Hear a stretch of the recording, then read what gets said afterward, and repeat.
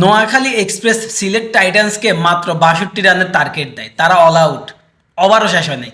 মানে কি বলবো, এরকম সর্বনিম্ন রানে নোয়াখালী এক্সপ্রেস অল উইকেট হয়ে যাবে, এটা কল্পনার বাইরে। মানে বিপিএলের ইতিহাসে এরকম সর্বনিম্ন রানে আর কোনো দল অল আউট হয়েছে কিনা তাও সন্দেহ।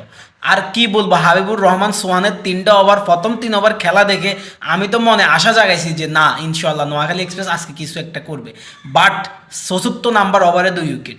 মানে উইকেট যেভাবে যাইতেছে, নামতেছে আর উঠতেছে, নামতেছে আর উঠতেছে, এমন উইকেট পড়া দেখে আমার তো মানে বলতে ইচ্ছে করতেছে এই টিমটা মায়ের দোয়া ক্রিকেট টিম হিসেবে পরিণত হয়েছে।